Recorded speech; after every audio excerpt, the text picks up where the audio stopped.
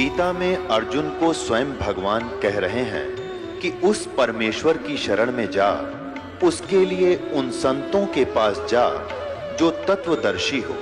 इसी प्रकार हजरत मोहम्मद को उनका अल्लाह कह रहा है कि कोई और पूर्ण परमात्मा है।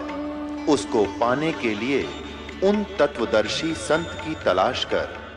वो प्रभु कौन है, ये जानने के लिए कृपया अवश्य सुनिए जगत गुरु तत्वदर्शी संत रामपाल जी महाराज के अमृत वचन। दर्शकों, मनुष्य सभी प्रकार की भक्ति साधना करता है। वह व्रत भी करता है और तीर्थ पर भी जाता है, लेकिन फिर भी उसे कुछ हासिल नहीं होता। इसका मुख्य कारण ये है कि आज का मनुष्य शास्त्र विधि को त्याग कर मनमाना आचरण कर रहा है। दर्शकों, ऐसी ही कहानी थी छत्तीसगढ़ की रहने वाली भारती साहू जी की। भारती जी पहले सभी देवी देवताओं की पूजा किया करती थीं। ये ब्रह्मा, विष्णु, महेश, माता दुर्गा और गणेश जी व हनुमान जी के व्रत भी रखती थीं। उन्हें हमेशा प्रसन्न करने की कोशिश में लगी रहती थीं, लेकिन फिर भी इतनी भक्ति साधना करने के बावजूद भी इन्हें कोई लाभ नहीं हुआ। दर्शकों, हैरानी तो तब हुई जब भारती जी को यह पता चला कि मेरे पति की दोनों किडनी खराब हो गई हैं। दर्शकों, इतना बड़ा हादसा होने के बाद भारती जी को समझ में आया कि क्या जो भक्ति साधना में कर रही हूं वह सही भी है। लेकिन दर्शकों, आज भारती जी का कहना है कि जब से मैंने संत रामपाल जी महाराज की शरण ग्रहण की है, तब से मुझे वास्तव में शास्त्रों के अनुकूल भक्ति मिल गई है। आज मैं वास्तव में पूर्ण परमात्मा की भक्ति कर रही हूं, जो सभी पापों का नाश करने वाला है। दर्शकों, आइए जानते हैं कि आखिर भारतीय जी ऐसा क्यों कह रही हैं। आखिर भारतीय जी संत रामपाल जी महाराज को पूर्ण परमात्मा क्यों बता रही हैं। सुनते हैं भारतीय जी की कहानी उन्हीं की जुबानी। नमस्कार जी। नमस्कार सर। क्या नाम है जी आपका? भारती साहू। भारती जी, आप कहाँ से हैं? ग्राम पलारी, जिला बलौदाबाजार, भाटापाड़ा, छत्तीसगढ़ से। भारती जी संत रामपाल जी महाराज जी से कब जुड़े?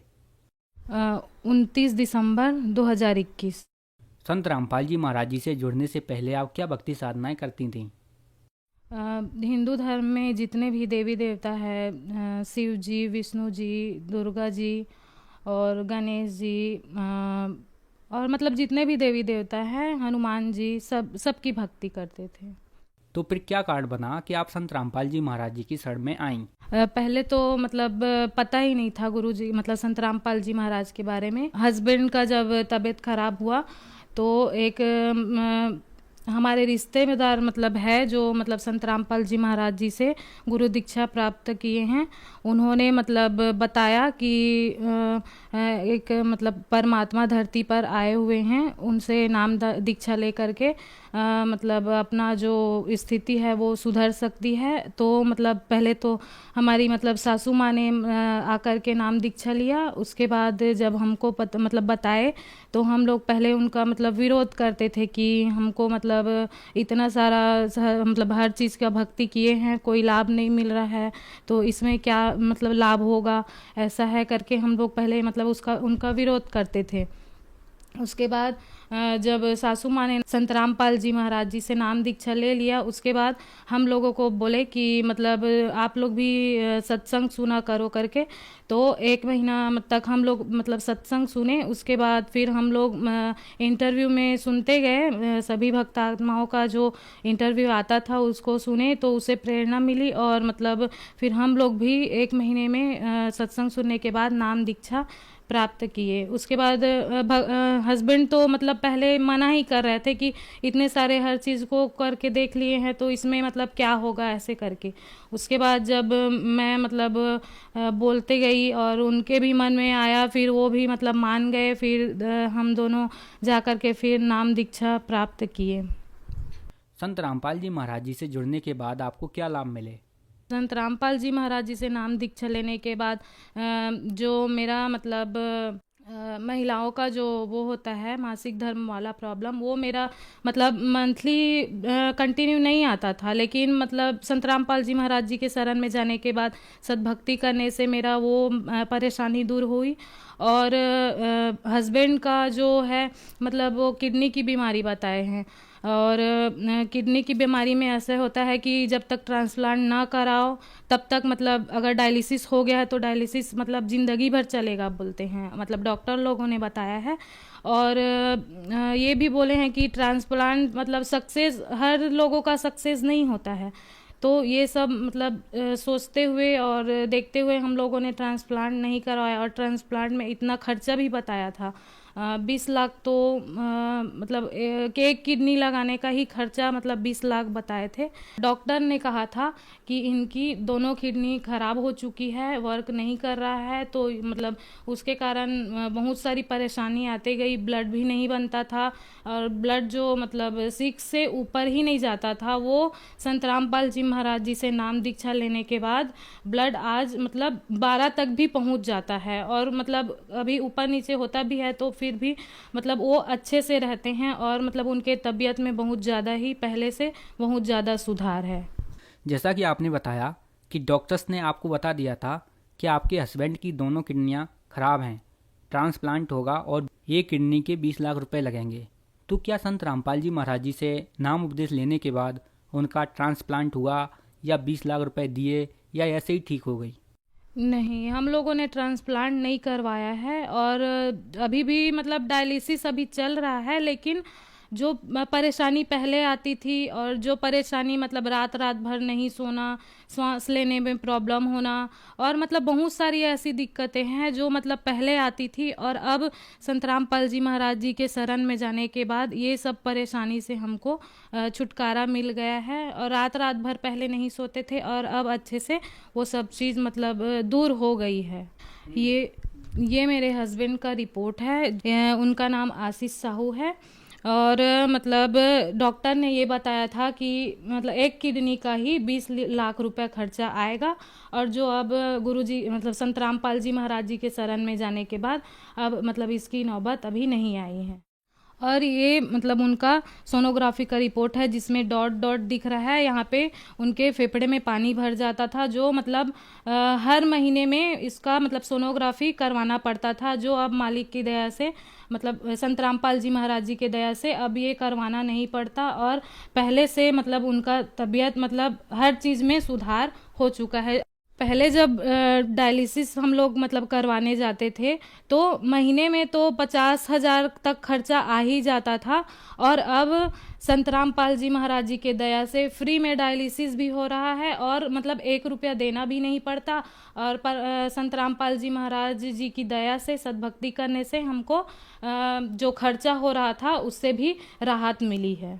और छोटे छोटे लाभ तो बहुत सारे मिले हैं, लेकिन वही मतलब जो बड़ा लाभ है वो वही है कि मेरे हस्बैंड का जो मतलब तबीयत इतना ख़राब था उसमें बहुत ज़्यादा सुधार हुआ है और वो मतलब अपने से ही हर चीज़ को कर लेते हैं।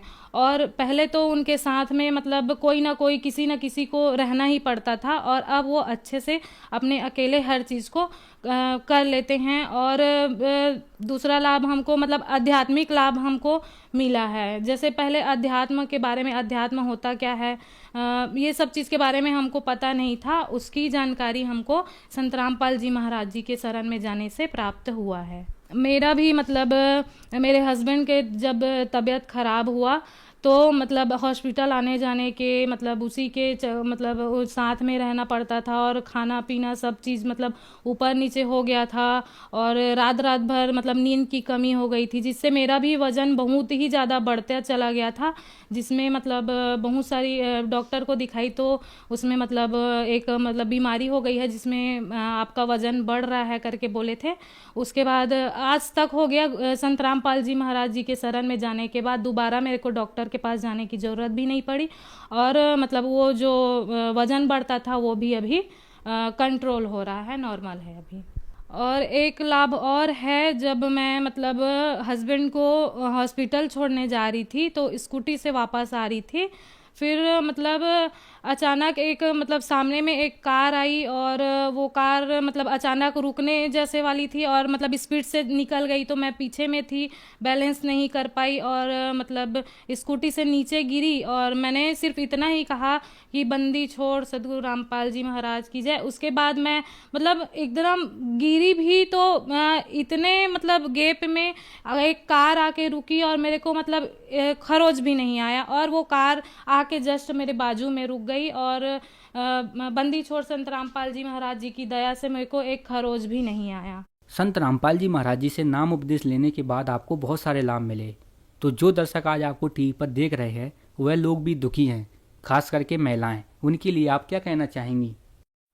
सर मैं बस इतना ही कहना चाहूँगी, जो भाई बहन है, माताएं हैं, वो अगर मतलब किसी भी रोग से पीड़ित है या उनको कोई प्रॉब्लम है तो वो अपने प्रॉब्लम से छुटकारा पाना चाहते हैं तो वो संत रामपाल जी महाराज जी के शरण में आकर सद्भक्ति करने से उसे छुटकारा पा सकते हैं। उनसे नाम दीक्षा लेकर अपना मानव जीवन का कल्याण करा सकते हैं। संत रामपाल जी महाराज जी से कैसे जुड़ सकते हैं? संत रामपाल जी महाराज जी से नाम दीक्षा लेने के लिए बहुत सारे चैनल में सत्संग चलता है, उसके नीचे एक पीली पट्टी चलती है, उसमें लाइन में मतलब नंबर दिया हुआ रहता है, उस पर कांटेक्ट करके नाम दीक्षा ले सकते हैं। और संत रामपाल जी महाराज जी की दया से हर जिले में नामदान केंद्र खुला हुआ है, वहाँ पर भी जा कर के नाम दीक्षा प्राप्त कर सकते हैं। धन्यवाद जी। धन्यवाद सर। दर्शकों, अभी आपने सुने संत रामपाल जी महाराज से दीक्षा प्राप्त करके सुखी हुए भक्त के अनुभव। अब देखिए जगत गुरु तत्वदर्शी संत रामपाल जी महाराज के मंगल प्रवचन। और वही परमात्मा अपना अन्य रूप धारण करके दो और स्थिति मेंटेन करता है। एक तो प्रत्येक युग में, सतयुग, त्रेता, द्वापर और कलयुग में, प्रत्येक युग में एक लीला करता है, ऊपर के अपने लोक से आता है, अन्य रूप धारण करता है, छोटे से बालक का, नवजात शिशु का। और एक कमल के फूल के ऊपर, कमल का फूल जल में होता है, कमल के फूल के ऊपर आकर के परमात्मा विराजमान हो जाते हैं नवजात शिशु के रूप में। और वहां से उनको निसंतान दंपति उठा ले जाते हैं और धीरे धीरे परमात्मा एक लीला में शरीर अपने लीला करते हुए बड़े होते हैं, एक जन साधारण जैसी भूमिका करते हैं, अपने हाथों से निर्वाह करके वक्त अनुसार, योग अनुसार जैसे भी उस समय क्रियाएं होती हैं, अपना एक आम नागरिक की तरह, एक भक्त की तरह रहते हुए अपना जीवन व्यापन करते हैं, अपना निर्वाह करके दिखाते हैं।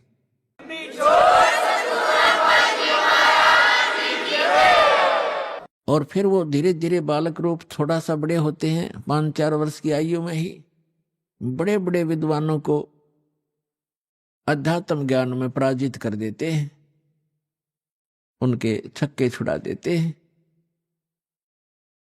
फिर वो बड़े होकर के तत्वदर्शी संत कहलाते हैं, अपनी महिमा आप ही बताते हैं। अपनी महिमा को वो लोकोक्तियों के माध्यम से, दोहों के माध्यम से और शब्दावली के माध्यम से, यानी पद्य भाग में सुनाते हैं, जिस कारण से वे एक कवियों में से भी एक प्रसिद्ध कवि की पदवी प्राप्त करते हैं। लेकिन वो होते हैं परमात्मा, क्योंकि कवियों के ज्ञान में, उस ज्ञान से पता चलता है कवि अपने स्तर की केवल एक पोइम बना सकते हैं, अध्यात्म ज्ञान नहीं बता सकते। और कबीर परमात्मा को कवि कहने लगे हम अज्ञानता से। उन्होंने जो ज्ञान दिया है वो 4 वेद, 18 पुराण, 6 शास्त्र, महाभारत, श्रीमद् भगवद गीता, कुरान और बाइबल, इन सभी का एक मिला जुला ज्ञान है। जो उनके अंदर ज्ञान है वो तो ज्ञान इसमें है ही है, परमात्मा के द्वारा दिए ज्ञान में। जो उनके अंदर ज्ञान उपलब्ध नहीं है, जो भक्ति विधि नहीं है और वो तत्व ज्ञान है, वो भी बता रखा है। तो वो परमात्मा थे, भले ही हम उनको कवि कहने लगे। तो जिस प्रकार परमात्मा दूसरी प्रकार की जो स्थिति है प्रत्येक युग में एक बालक रूप धारण करते हैं, धीरे धीरे बड़े होते हैं। तो उस समय जब वो बालक रूप में प्रकट होते हैं, ये भी एक उनका उन भगवान के पहचानने के लक्षण हैं कि वो बचपन में किसी माँ का दूध नहीं पीते, कंवारी गायों का दूध पीते हैं।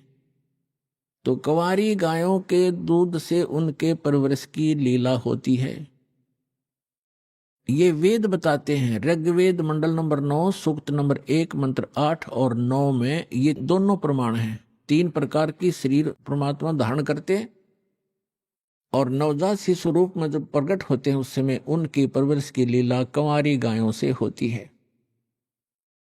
और परमात्मा कबीर जी ने 600 वर्ष पहले जब वो आए थे, ये लीला की थी, उन्होंने यही लीला की थी।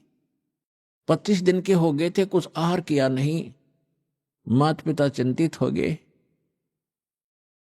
तब भगवान शिव आए शिवपुरी से कबीर परमात्मा के आदेश से, क्योंकि यहां के जैसे एक प्रांत के मंत्री होते हैं,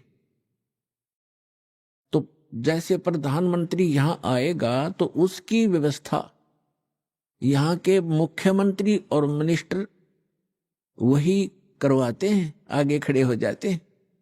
तो इस प्रकार ये यहाँ के मंत्री हैं। श्री ब्रह्मा जी रजोगुण विभाग के, श्री विष्णु जी सतोगुण विभाग के और श्री शिव जी ये तमोगुण विभाग के। जो नीरू और नीमा नाम के जो जुलाहा थे वो उसी जन्म में ब्राह्मण थे। गौरी शंकर और सरस्वती उनका नाम था। मुसलमानों ने उनको जबरदस्ती बाई फोर्स उनको मुसलमान बना दिया था। हिंदुओं ने उनको अपने जाति से अलग कर दिया था। तो पहले वो उनकी रोजी रोटी कथा करके प्राप्त उस दक्षिणा से चला करती थी, वो बंद होगी। इसलिए उन्होंने जुलाहे का कार्य शुरू किया था और जिस कारण से वो जुलाहा कहलाए। तो वो शिव के पुजारी थे ब्राह्मण, जब वो ब्राह्मण थे, लेकिन भले ही मुसलमान बन गए थे, लेकिन भगवान शिव की याद उनको फिर भी सता रही थी। तो भगवान शिव से उन्होंने अर्ज की थी, नीरू और नीमा ने, कि हे भगवान, हे शिव जी, पहले तो हमारे कोई संतान नहीं थी, आपने दया बख्शी, कमल के ऊपर ये बालक दे दिया, अब ये खा कुछ नहीं रहा, 25 दिन हो गए, उसके मुंह की तरफ देख रहे हैं, रो रहे हैं।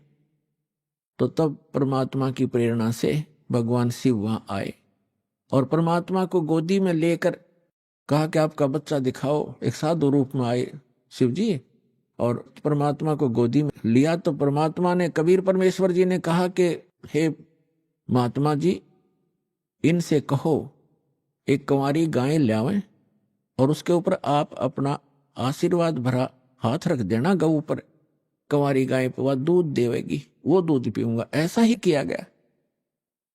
तो ये पुण्यात्मा आज से 600 वर्ष पहले घटी घटना है। आज की कोई लोक वेद नहीं, दंत कथा नहीं जो दास आपको सुना रहा है। एक तो आप निश्चिंत हो जाना, ये दास जो वचन कहेगा वो बेप्रमाणित नहीं होंगे, वो प्रमाणित होंगे। ये कबीर सागर है। आज से 600 वर्ष पहले आदरणीय धर्मदास साहिब जी, जो परमात्मा की एक प्यारी आत्मा थे, उन्होंने लिखा था जो भी घटना भगवान के साथ घटी थी, जो परमात्मा ने उनको बताई, सृष्टि रचना और कैसे कैसे अपनी लीला परवरिश की सारी बताई, वो उस समय लिखी गई थी 600 वर्ष पहले। और आज हमारे सदग्रंथ कबीर सागर के अंदर आपको प्रमाणित करते हैं। देखिएगा, ये कबीर सागर संपूर्ण 11 भाग, खेमरा श्री कृष्ण दास प्रकाशन मुंबई। ये कबीर पंथियों का ही प्रकाशित है। कबीर पंथी भारत पथिक स्वामी युगलानंद बिहारी द्वारा प्रस्कृत। खेमराज मुद्रक एवं प्रकाशक हैं खेमराज कृष्णदास, अध्यक्ष श्री वेंकटेश्वर प्रेस, खेमराज श्री कृष्णदास मार्ग मुंबई। ये अब इसके हम आपको ले चलते हैं 74 पृष्ठ पे। जैसे थोड़ा मौखिक बताते हैं। अभी आपको बताया कि परमात्मा नवजात शिशु रूप धार करके कमल के फूल पर प्रकट हुए थे। नीरू और नीमा ये दो जुलाहा थे, दंपति थे, पति पत्नी थे। नीरू पति का नाम, नीमा उसकी पत्नी का। तो अब जब बच्चे ने कुछ खाया पिया नहीं कुछ दिन तक, तब रामानंद जी के पास वो नीरू गया, क्योंकि साधु संतों से ही ऐसी कोई दिक्कत होती है, उनसे सलाह लेते हैं। तो स्वामी रामानंद जी एक बड़े महापुरुष, विद्वान पुरुष माने जाते थे, वेदों, गीता और पुराणों के, और बहुत सुप्रसिद्ध महात्मा महर्षि कहलाते थे, पंडित जी थे। पंडित जी उस समय जो ब्राह्मण गुरु होते थे वो अन्य जाति वालों को शिष्य तो नहीं बनाते थे, लेकिन उनको जंतर मंत्र अवश्य बताते थे। अब देखिएगा, ये कबीर सागर है, इसके 74 पृष्ठ पर ज्ञान सागर, ये ब्रैकेट के अंदर जो पृष्ठ है ये 74 पृष्ठ, और ये ज्ञान सागर नामक एक चैप्टर है। इसमें कहा है कि अब लिखा है, सुन जुल्हा मन भयो आनंदा, जिमी चकोर पाया निश्चंदा। यानी वो जुल्हा परमात्मा को पाकर ऐसे खुश हो गया जैसे चकोर पक्षी चांद को देखकर होता है। ले सुध चले हर्ष मन कीना, अरतासों पुन असबोल ही लीना।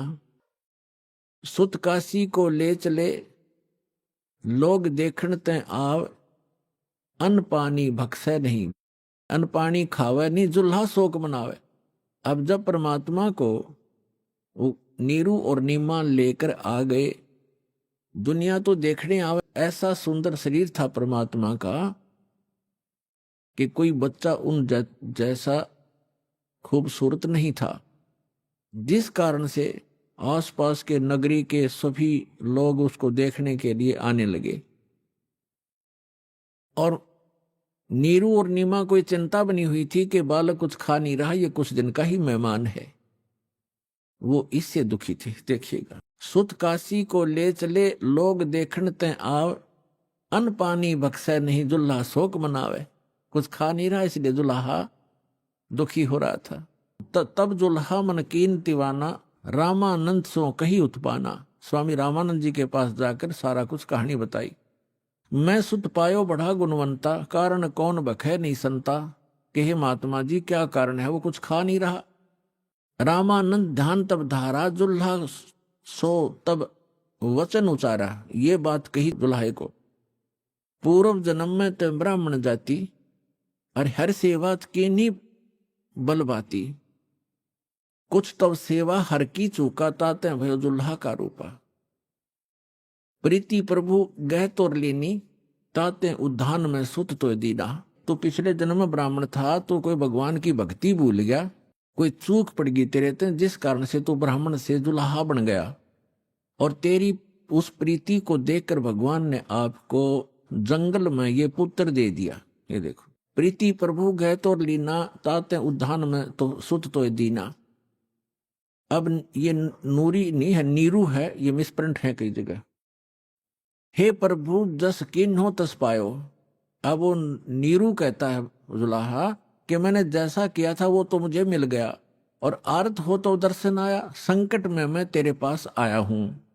असो कहिए उपाय गुसाई, बालक अक्सुदावंत कुछ खाई।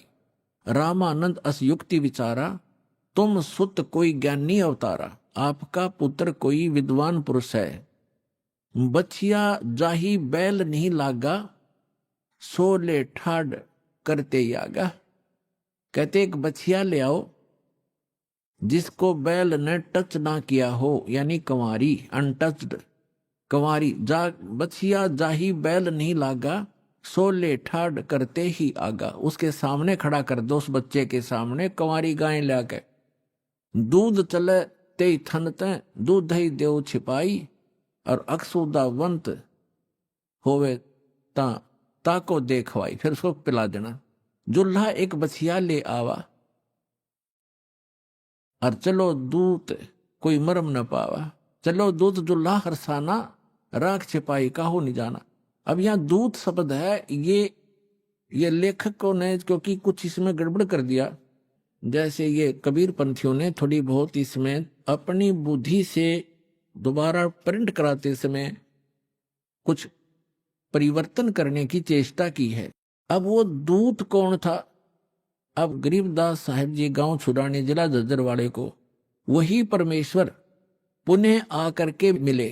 पर जैसे दास बता रहा है कि 3 प्रकार की स्थिति से वो परमात्मा हमारी सबकी संभाल करता अपने बच्चों की। और वही ऋग्वेद मंडल नंबर 9 सूक्त 1 मंत्र 8 में प्रमाणित है कि वो परमात्मा 3 प्रकार के शरीर धारण करता है हम सबका धारण पोषण करने के लिए, हमें संभालने के लिए। तो दूसरी प्रकार की स्थिति दास आपको क्लियर कर रहा है कि एक बालक रूप धारण करके आता है। और तीसरी प्रकार की स्थिति में वो परमात्मा जहां चाहे कभी भी किसी साधु महात्मा संत के रूप में प्रकट होकर अपनी प्यारी आत्माओं को, अच्छी आत्माओं को मिलकर उनको तत्व ज्ञान से परिचित कराते हैं और अपने आप भगवान को भगवान सिद्ध कराने के लिए, क्योंकि काल ने ज्ञान मिथ्या कर दिया होता है, अध्यात्म ज्ञान को नष्ट कर दिया होता है, इसलिए अपने साक्षी तैयार करता है, उन महापुरुषों को सतलोक ले जाता है, वापस छोड़ता है। तो वो तीसरी प्रकार की स्थिति में वो परमात्मा आते हैं और उन प्यारी आत्माओं को मिलते हैं। किन किन को मिले इस कलयुग में दास के जो नॉलेज में है?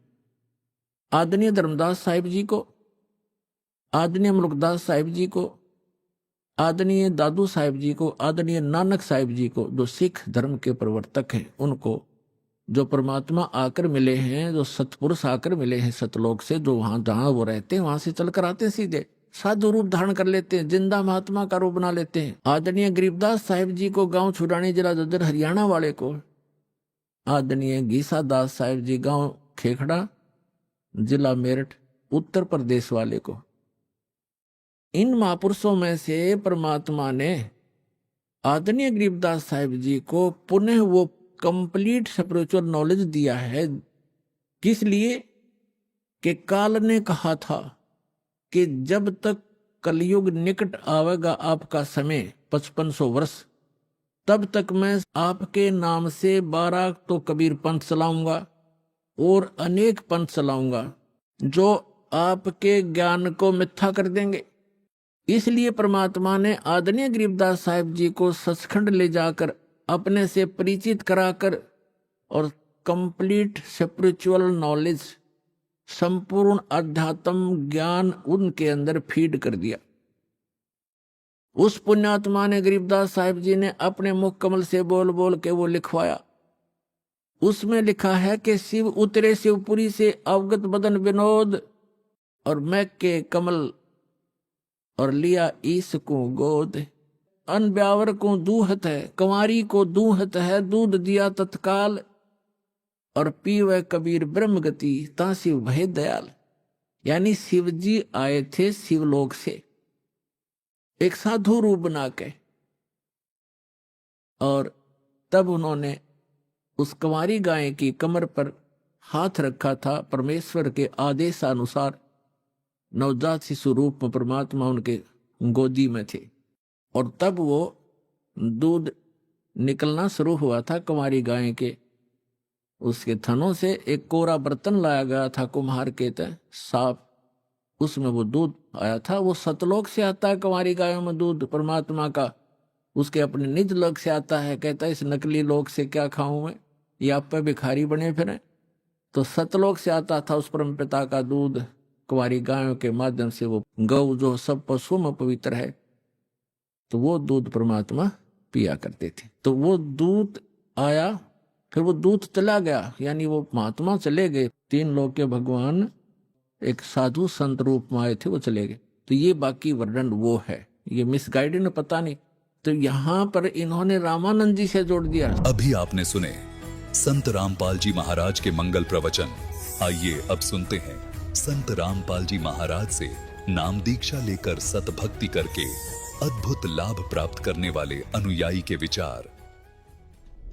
दर्शकों, कई बार मनुष्य के जीवन में पाप कर्मों का दबाव इस कदर बढ़ जाता है कि उस पर एक के बाद एक मुसीबत आती चली जाती है। दर्शकों, ऐसी ही कहानी थी मध्य प्रदेश के रहने वाले लक्ष्मण चौधरी जी की। लक्ष्मण जी शुरू से ही बहुत धार्मिक व्यक्ति थे, सभी तरह की पारंपरिक भक्ति साधनाएं किया करते थे।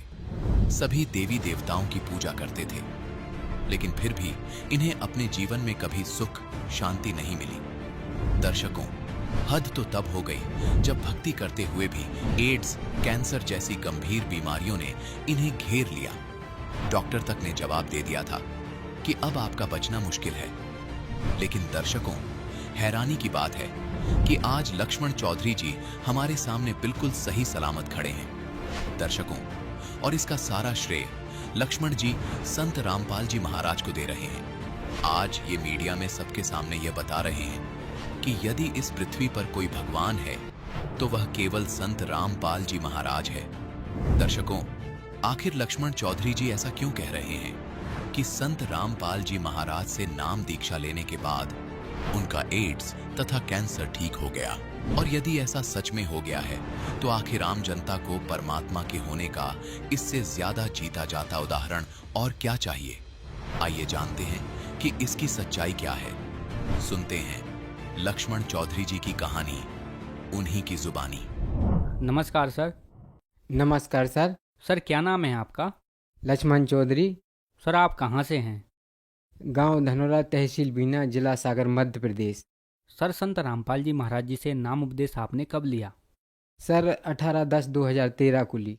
सर, संत रामपाल जी महाराज जी से नाम उपदेश लेने से पहले आप क्या भक्ति साधना करते थे? सर मैं शिव जी, दुर्गा जी और कृष्ण और नौ दुर्गा के व्रत रखता था, और हमारे पूर्वजन काल भैरव की पूजा होती थी घर में। उसकी 3 साल में बलि चढ़ाई जाती थी मुर्गे की। और भगत जी में ज़्यादा शिव जी और दुर्गा जी को ही मानता था, और नवरात्र के व्रत करने लगा, और कृष्ण भगवान को भी मानता था। बस सर, इन्हीं की भक्ति करता था मैं। सर, आपने बताया कि आप बहुत सारी भक्ति साधना करते थे, तो फिर क्या कारण बना कि आप संत रामपाल जी महाराज जी की शरण में गए?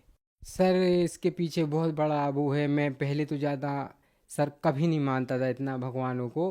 फिर जब मेरे को स्टार्टिंग में एक रोग हुआ, छोटे मेरे शरीर में लिंग में दाने हो गए सर, सफ़ेद सफ़ेद, तो मैं घबरा गया और डॉक्टर अजीत साहब सर के पास गया। तो बोले यार ये कैसे हुआ? मैंने बोला सर अचानक हो गए।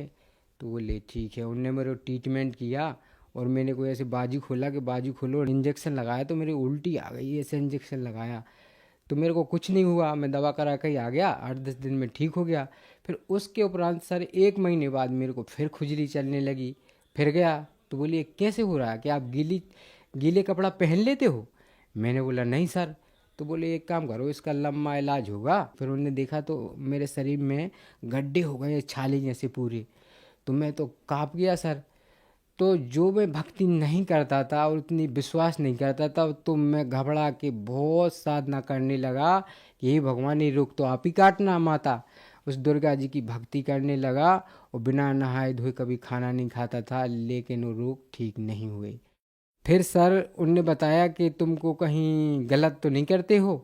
मैंने बोला नहीं सर। बोले हो सकता है तुमको एड्स हो गया हो। मैं घबरा गया सर। फिर इसी उपरांत डॉक्टर ने एड्स घोषित कर दिया। फिर मेरी घबराहट चालू हो गई। फिर इसी उपरांत मैं ट्रीटमेंट कराता रहा, और मैं एमएस के कंपनी में साइट सुपरवाइज़र था। तो मेरा ना नौकरी में मन लगे, और मेरे को 24 घंटा वही रोग दिखे कि मैं ठीक कैसे होगा। मैं नौकरी भी करता रहा। इसी उपरांत मेरे को बवासीर की बीमारी हो गई, और दोनों पैर की नसें चलने लगीं। वो तो गोली खाता था, साथ साथ परहेज का भी खाना खाने लगा सर। हिमालय पायलेक्स गोली लिख दी डॉक्टर साहब ने, वो मैं खाता रहा, तो मेरे को कुछ राहत मिली, लेकिन मैं ठीक बिल्कुल भी नहीं हुआ। फिर इसी उपरांत 1 साल बाद मेरे को टॉन्सर की शिकायत होने लगी। गले में इधर दर्द होने लगा। पीडी साहू बीना में सिटी हॉस्पिटल में वहाँ गया। बोले यही हैं गले के डॉक्टर। मैं गया, बोले आपको तो टॉन्सर हो गए। तो मैंने बोला मैडम मेरे को डर लगा कि कहीं ऑपरेशन हुआ। कहाँ हुआ? इधर। तो मैं डर गया, मैंने कि गर्दन ना कट जाए। मैंने बोला मैडम अभी तो गोली लिख दो, पैसा है नहीं, बाद में करा लेंगे ऑपरेशन। हाँ बोले ठीक है। तो उनने मेरे को 3 महीने की दवा लिख दी। बोले इसको खाओ, अगर बैठ जाएगा तो नहीं होगा। तो भगत जी मैं सीधा अपनी ड्यूटी पे चला गया। ड्यूटी पे मैं अंजार में ड्यूटी कर रहा था। वहाँ मेरे को फिर दिक्कत आने लगी। फिर मैंने क्या किया, मैं वहाँ से भाग आया। फिर मैंने गया नौकरी पे। फिर सर बोला आजा तू इधर आजा पानीपत। फिर सर पानीपत चला गया। तो पानीपत में मैं मंजन कर रहा था और मैंने ऐसे ब्रश किया जीभी, तो मेरे मुंह से ब्लड आ गया। मैं तो कब गया भगत जी, खाना पीना सब भूल गया। फिर डॉक्टर के पास गया, बोले तुम्हारे तो टॉन्सर पक गए, इनका तो ऑपरेशन होगा, अभी नहीं तो मर जाओ, मैडम कर दो। तो मैंने जल्दी कर्जा अर्जा उठा के और मैंने ऑपरेशन की तैयारी कर ली और पत्नी का जेवर भी गिरवी रख दिया। जाके मैंने ऑपरेशन कराया और ऑपरेशन कराने के बाद मैं 1 महीना गोली खाया, लेकिन जो गड्ढे थे वो टॉन्सर के जो कटे थे, और जो उन्हें मेरी गांठें भेजी थी भोपाल कि तुम्हारी ये गांठें जांच होके आएंगी, इसकी भी 1100 जमा कर दो, मैंने वो भी कर दिए। जब वो रिपोर्टें आई और मेरे को बुलाया कि आना, तो मैं गया। तो वो मैडम दंग रह गई और उसने कुछ नहीं मुँह से बोली, ना खुशी हुई। वो बोले एक काम करो, मैं 2 महीने की आपको दवाई और लिख देती हूँ, इनको खाओ। तो मैं समझ गया कि मेरे को कोई और बीमारी हो गई, ना तो डॉक्टर हंस जाता। तो मैं खाता रहा और मेरे को कोई भी उन 2 महीनों की दवाई से राहत नहीं हुई। तब मैं फिर गया, मैंने कि मैडम मेरे को तो आराम नहीं लग रहा। बोले आपको 1 साल दवाई खाना पड़ेगी। मैंने बोला आप बोल रही थी टॉन्सर तो जल्दी ठीक हो जाते हैं, 8 दिन में घाव भर जाते हैं, इनको तो आपने 6 महीने लगा दिए। बोले अभी और खाना पड़ेगा, तुम्हारे टॉन्सर गल चुके थे। मैं घबरा गया। फिर मेरे मुंह से ब्लीड आया। फिर पहुंचा मैंने मैडम ब्लीड आ रहा है। बोले आप हमसे आराम नहीं लग रहा, बाहर चले जाओ। भगत जी मैं बहुत चिंतित हो गया। मैंने बोला कि भगवान अब क्या होगा, पैसे तो हैं नहीं। मैं फूट फूट के रोने लगा कि क्या होगा बच्चों का, क्या पत्नी क्या होगा। अभी मैं इतना जवान, मैं बच्चों को देख के भगत जी मैं रात में रोता था और बच्चे सब सो जाते। बच्चे एक दिन बोले कि आप क्यों बैठे हो। मैंने बोला कुछ नहीं। बोले आप सो जाओ।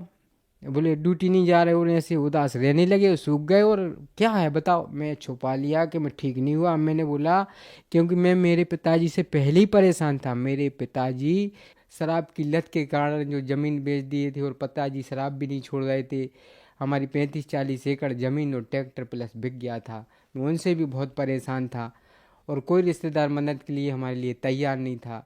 सर जब वो डेली हम लोग का दुख नहीं देखते थे कि इनके घर में क्या परेशानी है, आटा है या नहीं है, उनको तो शराब चाहिए और शराब पी के डेली आते थे। और जो भी घर में और ज़मीन बची थी शेष, उसको बेच बेच के शराब पी रहे थे।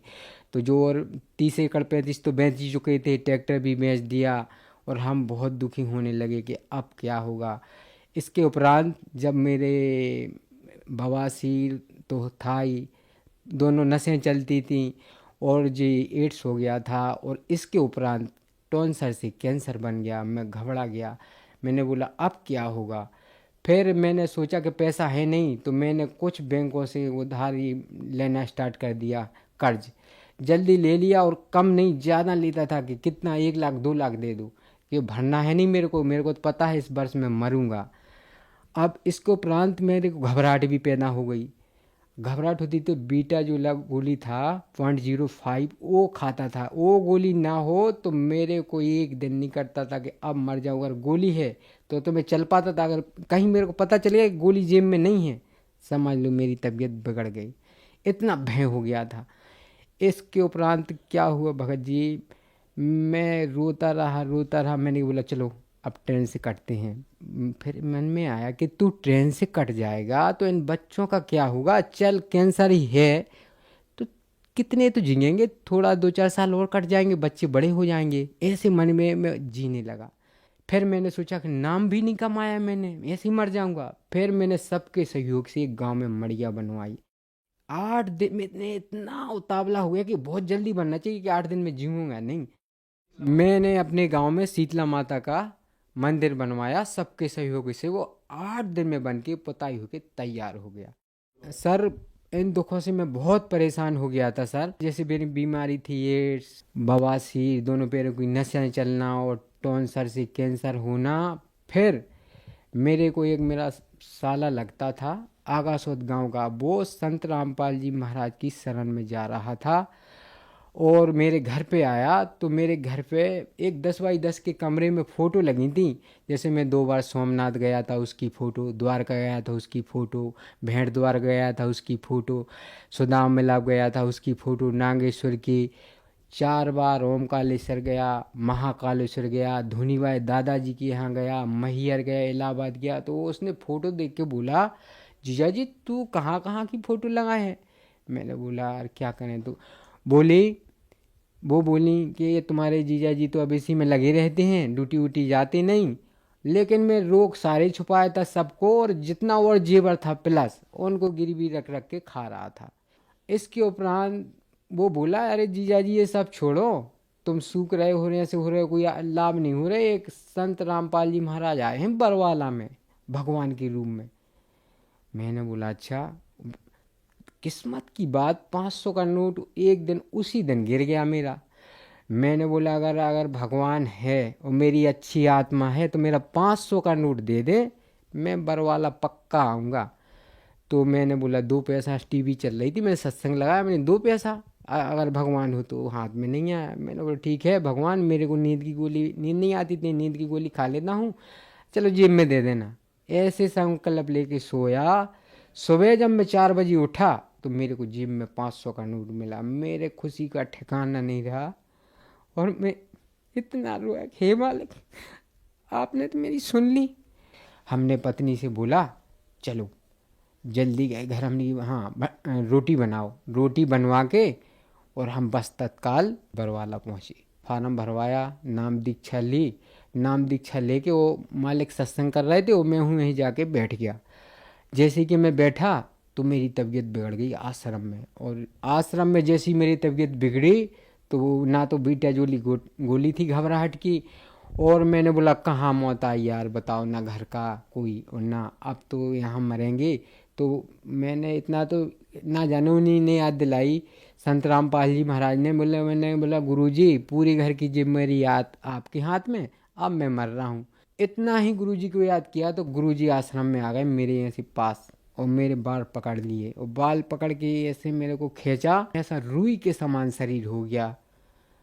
मैं बिल्कुल इतना खुशी हुआ कि भगवान अब नहीं मरूंगा मैं। मैंने 8 साल से मिर्च नहीं खाई थी। मैं भंडारी में जब गया तो मिर्च राम का अचार का प्रसाद आया, सब्जी मैंने ऐसे खाई जैसे सब्जी खाई, बहुत खाई, और मैं बिल्कुल लगा कि अब नहीं मरूंगा। और मैंने जब वो 1 महीने ही ऐसे मंत्र जाप किए तो पता नहीं चला उस बवासीर का जो नसें चलती थी कि वो कहाँ गई। और धीरे धीरे 1 साल बाद मेरे जो घाव थे, मिर्च तो खाता रहा लेकिन गड्ढे भी देखे लेकिन मेरे को दर्द ना हो।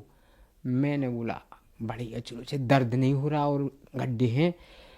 भगत जी धीरे धीरे धीरे मैं बिल्कुल ठीक हो गया। आज मैं बिल्कुल ठीक हूँ संत रामपाल जी की दया से। सर फिर जो मेरे रोग थे, जो एड्स की बीमारी थी गंभीर, इसको सभी को पता है कि बचते नहीं कोई भी।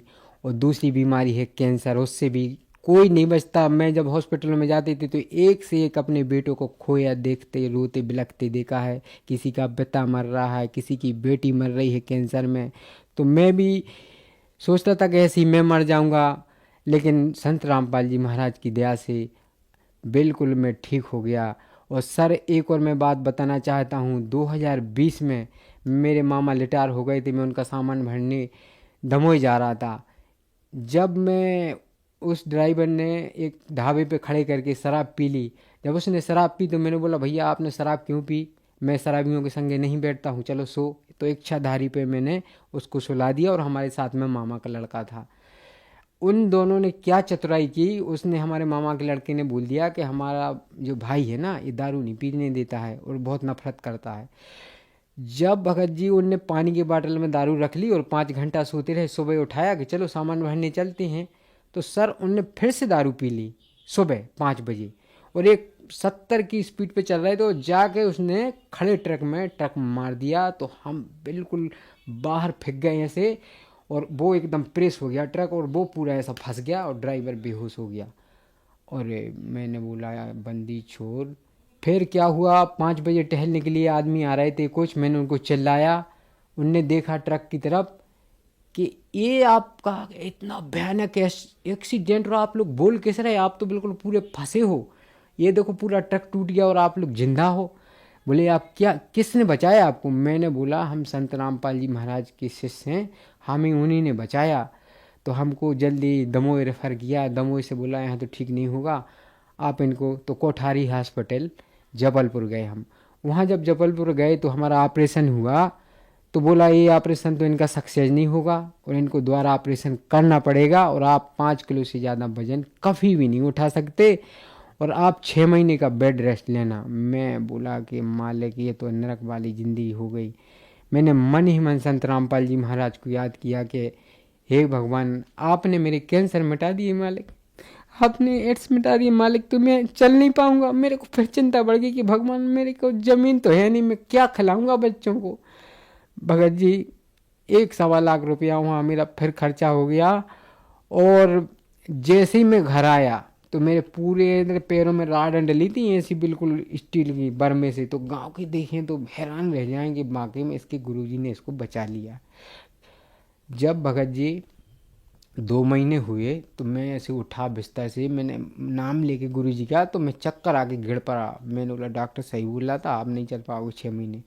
मैंने फिर याद किया, एक दिन मैं उतर गया बेड से, पत्नी बोली कि क्या कर रहे, तुम्हें तो बच्चों का कोई ख्याल नहीं है, फिर से लगाओगे क्या पैसा?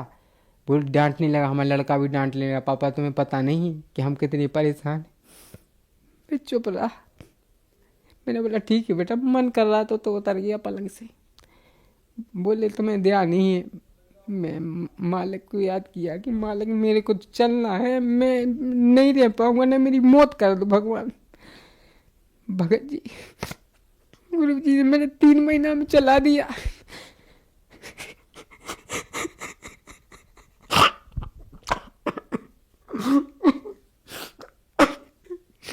3 महीने में फिर चलने लगा। लड़का बोला पापा पैसा नहीं है, अब आप भी काम नहीं कर पा रहे, घर का खर्च में बहुत तकलीफ हो रही है, रिश्तेदार तो कोई दे नहीं रहा है, आप जिस चाय के पीछे चले जाते हो लो टांग टुरवा के वो भी नहीं पूछ रहे। मैंने बोला बेटा भगवान ने मेरे को जिंदगी भी दी है तो मालिक तेरी करेगा पूर्ति बेटा। तो मैं ऐसे रोने लगा गुरुजी के यहाँ कि मालिक मैंने बहुत से इंटरव्यू सुने हैं, देखो 1,000 पैसे मेरे को भी दिए, दूसरा भी दिए, तो मालिक आज नहीं दोगे क्या मेरे को? तो मेरे लड़का बोला सुबह कि पापा, मैंने हाँ बेटा। बोले 40,000 रुपये आ गए मेरे खाते में। मेरे को तो खुशी का ठिकाना नहीं रहा। आज तक फ़ोन नहीं आया भगत जी 2020 से कि किसने डाली, वो संत रामपाल जी महाराज ने डाली। और उससे जो मेरी कमियां थीं घर की, उससे ही फिर पूरी हुई। सर ये मेरी जो मेरे रोग थे, जैसे एड्स था मेरे लिए, टॉन्सर से कैंसर हो गया था, बवासीर थी, पथरी थी, और जो मेरा एक्सीडेंट हो गया था, तो ये सर मेरी सारी रिपोर्टें हैं। ये देखिए सर, ये सिटी हॉस्पिटल की, और ये JP पंत दिल्ली, ये सारी रिपोर्टें हैं सर मेरी। देखिए सर सारी रिपोर्टें, देखिए सर ये मेरी टॉन्सर की रिपोर्टें हैं। ये देखो सर, ये पूरा मेरा जो इलाज चला था सिटी हॉस्पिटल में, और ये मेरी दिल्ली की रिपोर्टें हैं सर। ये सर दिल्ली की रिपोर्ट है जहाँ मैंने इलाज कराया था कैंसर का। और सर मेरी इसी में जो एड्स की रिपोर्टें हैं, जो पथरी की, बवासीर की, सारी रिपोर्टें हैं सर मेरी।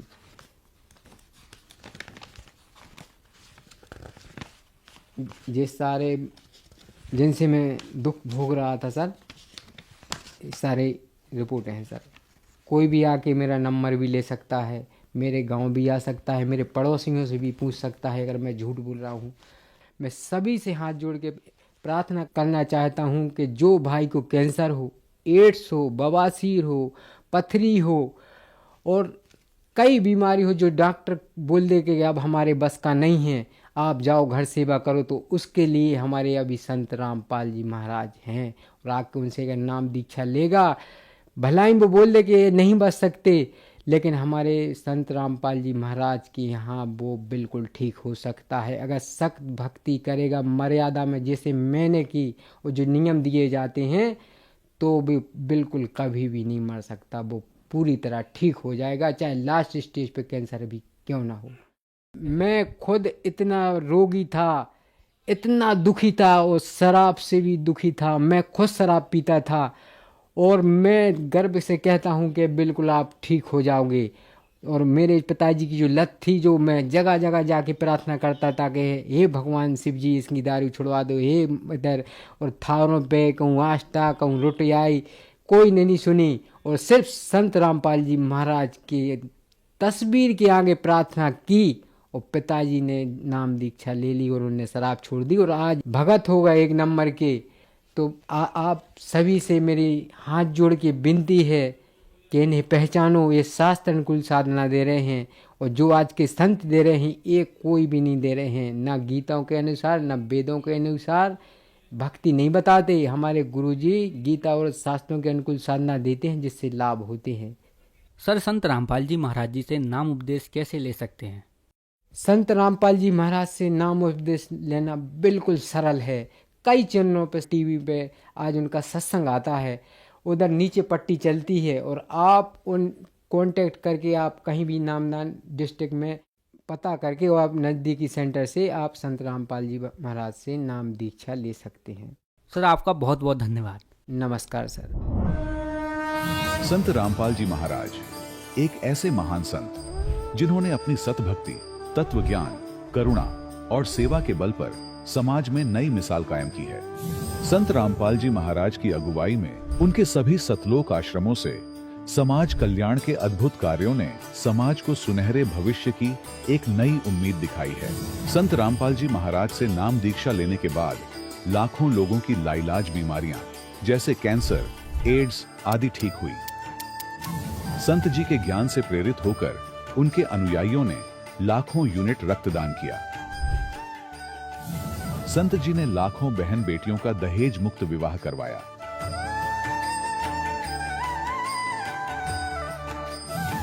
संत जी ने लाखों लोगों का नशा छुड़वाया, करोड़ों उजड़े